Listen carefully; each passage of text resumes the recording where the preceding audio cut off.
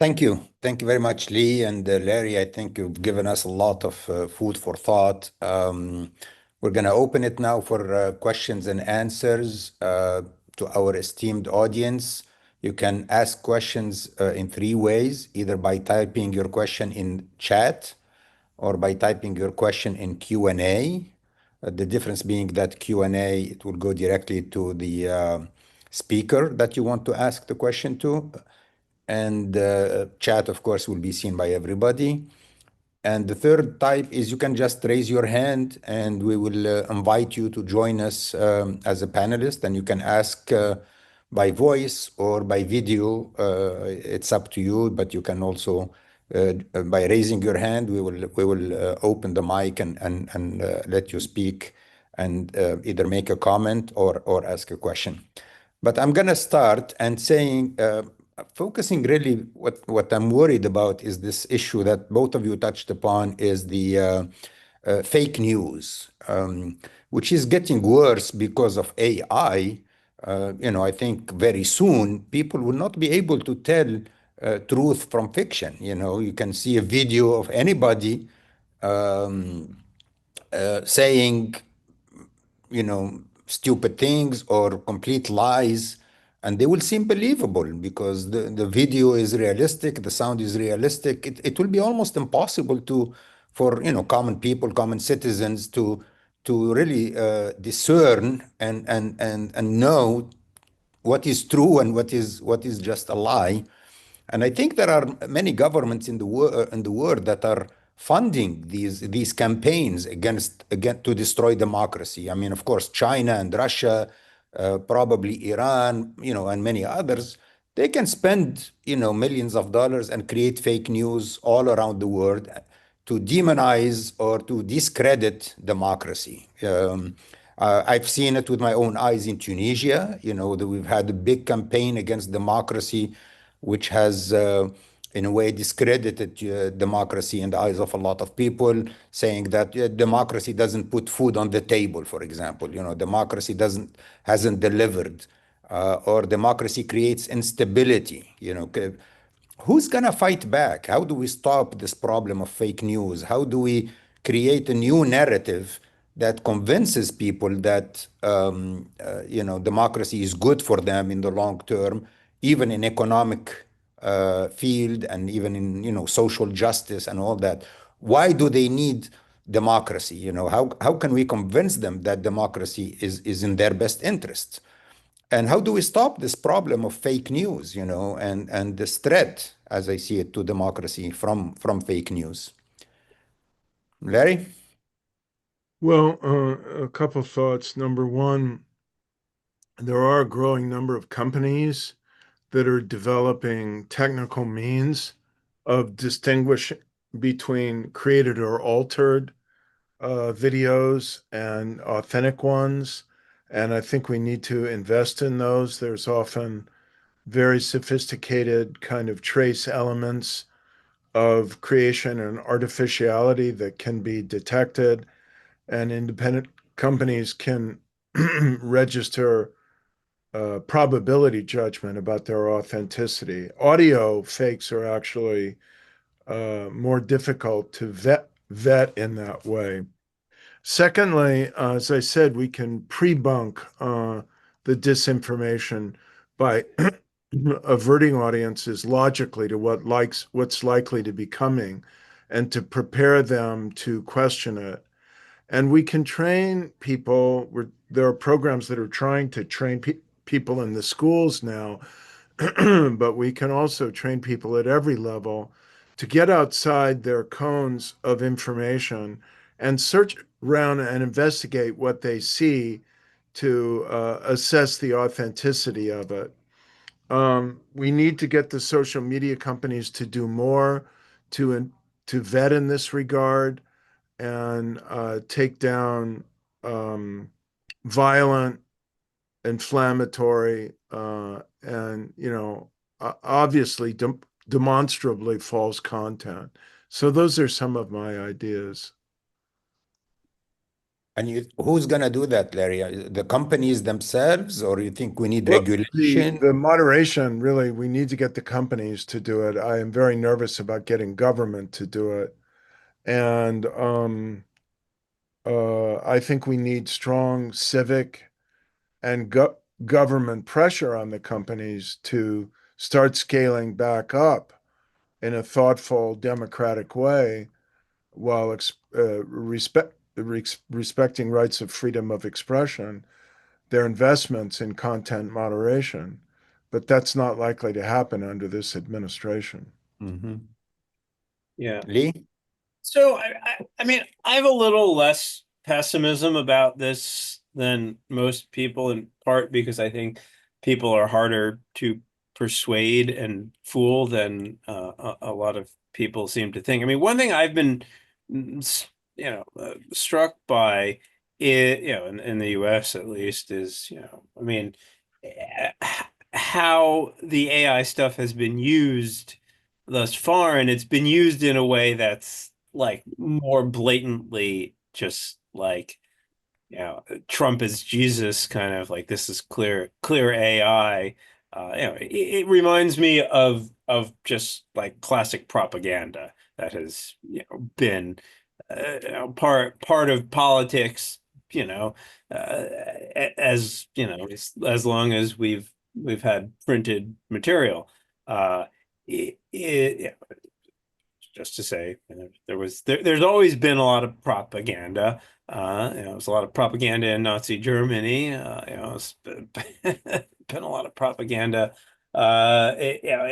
So But propaganda works, so sometimes it I does think convince it itself. works, but it works. But it works when people are receptive to it, right? And so that is the challenge: is how do we build a political environment in which people are not receptive to demagogic propaganda? Be So some of that is like, the basic critical thinking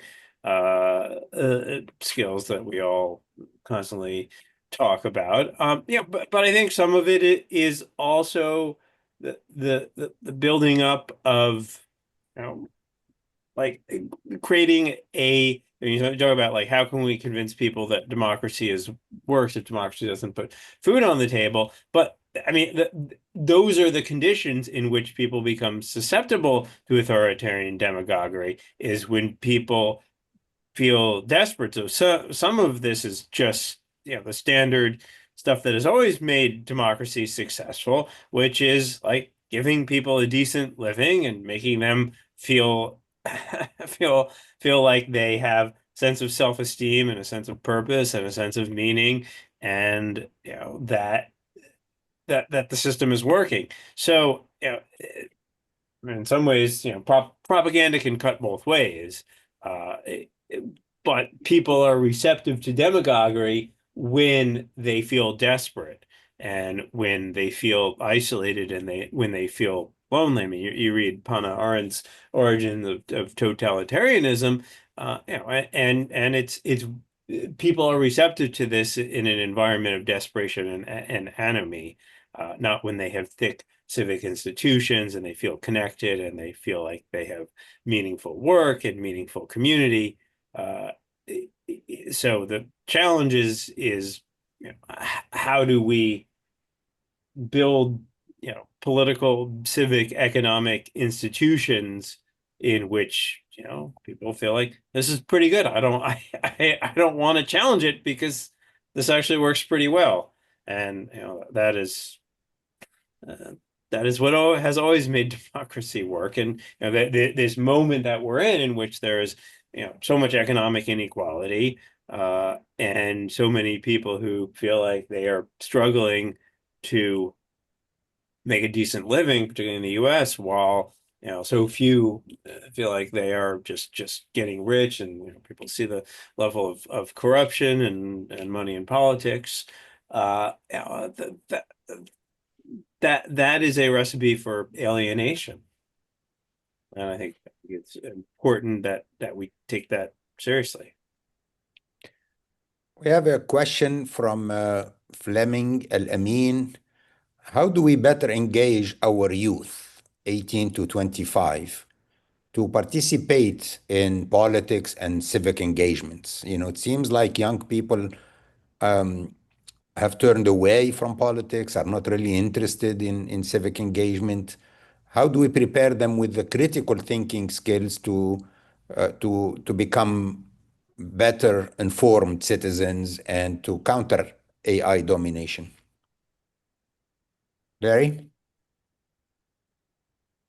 Well, I You mean, work with young people all the time, so yeah, that's partly the job of the educational milieus that they are in or pass through. And I really have to stress, Rodwan, not only the elite universities, but all of the state colleges and universities and junior colleges and night colleges and every realm where young people gather. And that includes community organizations, religious organizations. We have to flood the zone of human and social connections with new forms of, resurrection of the Tocquevillian spirit of democracy for the modern era. I just spoke last night at a gathering of Indivisible. It's weighted toward older activists from, the civil rights, Vietnam era, and those kinds of protests. But there were young people too there. And the young people are gathering in new and older communities of engagement against the violation of rights of immigrants and other citizens, the affordability crisis.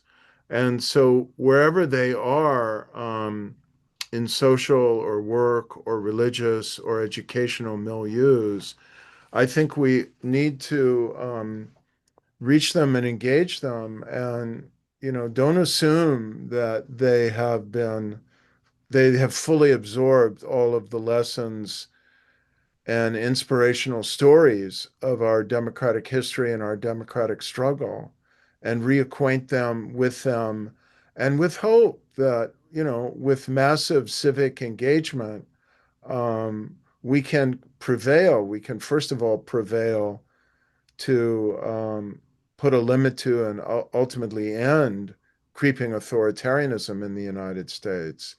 But with their active engagement, we can also have a better and more responsive democracy.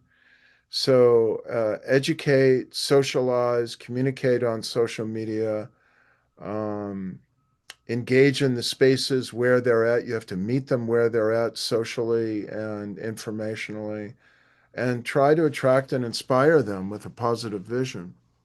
Yeah. So plus one to everything Larry said. Yeah, but there is a real challenge in particular in the US that so many young Americans um, feel as though neither of the two parties represent them. They feel really alienated from both of the two major parties. And we also have an incredibly gerontocratic political leadership in this country, and it's just the most gerontocratic of any comparable democracy in the world. And I think you look at New York City, you have a 34-year-old mayor there who engaged a lot of very young voters who were excited for somebody new. I think there needs to be a generational shift in leadership in this country to engage younger people. I feel like there's a lot of young people who feel that climate is an incredibly important issue to them, and they don't see it being addressed. Issues of housing. I mean, that now we're talking more about affordability, but I think there are a lot of challenges that younger Americans are facing, and they just don't see those concerns represented in our politics. They don't want to be fighting the culture wars of the 60s that they feel like are still being fought in many ways. They want to move on from that, and they don't see their perspectives represented, and they don't see opportunities represented. Just looking at some polling in the U. Saw some polling in the UK that like young people in the UK are like super turning to the Green Party, and I mean, I don't know how that's worked out for them in the first past the post system in the UK, but I do see that there are in countries with more parties, there are some parties that are much more engaged in mobilizing young voters. Whereas I think that neither of our two major parties are are particularly exciting to younger Americans who want something new and different. Do you see any real possibility for a third party in America? Not unless we change the electoral rules. Otherwise, it's just the classic wasted vote spoiler problem. Right. But the two parties don't want to change the rules because they're benefiting from, Of course, they have a duopoly. That's the yeah, doom. they have a hold on it. Yes, but there are dissenting voices within those parties, and particularly as they try to manage fractious coalitions, there may be some folks who see some value in reforms. Okay, we have a question from Jim Maddox. The rise of Trump is a manifestation of anti-Black feelings in the Republican Party, even though historically they have been more polite. Think of Nixon's Southern strategy. Reagan ketchup is a vegetable and welfare queens. George Bush, Willie Horton advertisement. Um, do you think that the the Democrats have yet to admit that Harris lost because of her skin color? Do you think that racism is part of the problem in America or still part of the problem in America? Why don't you start, Um, Clint? I mean, there's no doubt that there is some uh there Obama's presidency provoked a backlash. Mm. There certainly some very ugly racism and anti-Semitism and anti-Muslim and just anti-immigrant sentiment that has emerged from corners of the Republican Party. And Trump was both a manifestation as well as a tribune and a provocateur of that activity. Yeah, I mean, the Republican Party has a Nazi problem. I mean, it's like it is a real issue. It has a racism problem. Is that the entire Republican coalition? No, but uh, yeah, it's. I'm sure it contributed to Trump's success. Uh, is it the only thing that contributed to his success? No, but I think it definitely it contributed to his rise in popularity. And again, he's done a lot just to stoke that. Uh, and it's discouraging and awful and Larry, you have any comments about that? Is there a problem of I racism in? largely agree with Lee. It played a role, but I don't think it was the decisive element. I put a lot of the blame on Biden for waiting so long to get out of the race when it was obvious that he didn't have the capacity to run again and had promised not to run again and should not have run again. And I think that if he'd gotten out 9 months before and given Kamala Harris a chance to, win it in her own right, through a primary season and then prepare for the campaign and separate herself a bit and think through her agenda. I think she could have won, or another Democratic could have won, and an African American like the governor of Maryland could win next time. So it's an element, but it's not an insurmountable element. Mm. Question from Amin Jan. about trust.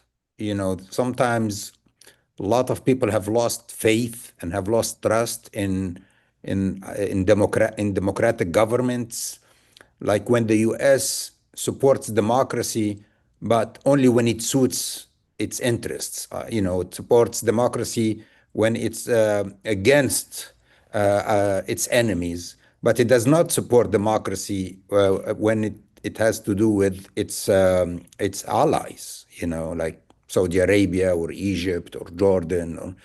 It gives democracy a bad name. There is lack of trust in the international community. How do we restore that trust? How do we, I guess the word is convince people that democracy um, is not just a tool for superpower dominance or Western dominance or something like that. Well, I mean, we have to be fair and realistic. We've never been pro-democracy with respect to Saudi Arabia or UAE. Yeah. Strategic interests always enter in. And so we have to be honest about that. But even when we're not going to do what seems unlikely and, urge powerful Gulf or other Arab states to democratize tomorrow, we can still stand up for human rights, and we don't have to excuse or walk away from extreme violations of human rights or denials of U.S. intelligence documented findings of complicity of the Crown Prince in the murder of Jamal Khashoggi, or look away from what the egregious crimes that the UAE is committing with its proxy forces in Sudan now. We can stand up against these things. And I think that, we have to have an honest recognition, Radwan, that democracy and human rights can't be uh, the only standard, the only goal in our foreign policy. We live in a complicated world. We have other goals and strategic interests. We need Saudi and UAE cooperation to try and develop the leverage to get, reconstruction and aid and decent governance in Gaza, and ultimately find our way toward a Palestinian state that can be viable and live in peace with Israel. So we have other goals, but we can still be honest and consistent in our values. And if we aren't willing to talk about them, then we can't be consistent with them. But Larry, that's been the policy for the last 40 years, and we haven't reached peace in the Middle East. We haven't, the Middle East is going, from bad to worse because of dictatorship. I believe that democracy is the key to peace, and that dictators, UAE and Saudi Arabia, but also other dictators, are not really interested in peace. They're interested in staying in power, and they're willing to do whatever suits I, Israel or the I, United States. They're I not think really part of willing the to. opportunity here, Radwan, is that with the Crown Prince, I think he sees peace in the region and a pathway toward a Palestinian state as part of his staying in power. And you can Mm, debate the Saudi situation all you want. There's not going to be immediate democratization in Saudi Arabia. Mm, We have to think seriously and rationally, if we're going to move things forward and not just with our dreams and aspirations. So mm. in a place like Saudi Arabia, change will be more incremental in terms of what's actually achievable. But I think that is an excellent subject, but probably for a whole nother session. Right. Lee, how can the United States regain its credibility? I mean, I think its credibility is pretty much shot or destroyed right now in terms of democracy. But can we regain that credibility? Uh, I don't know. It'll take a while, I think. You know, I, I honestly don't know. I think, I yeah, guess we have to start by being a true good democracy, or it won't happen under this administration. yeah, yeah, yeah, We'll we'll take an incredible commitment from not just one but multiple yeah. administrations in the future. And I think we have just a number of prominent elected officials in the U.S. who basically think we should just screw the rest of the world, and let's get out of the business of promoting human rights abroad, and let's go it alone, Fortress America. And I mean, there's always been there's a long history of isolationism in the U.S. for sure, but I don't think it's been this prevalent for since the pre-World War II era. Well, thank you very much. This has been a very, I think, invigorating and insightful discussion about democracy and how we can stop the backsliding and how we can reverse the backsliding. Thank you both Larry and Lee for your participation and for taking the time to speak with us, and also thanks to the audience for joining us.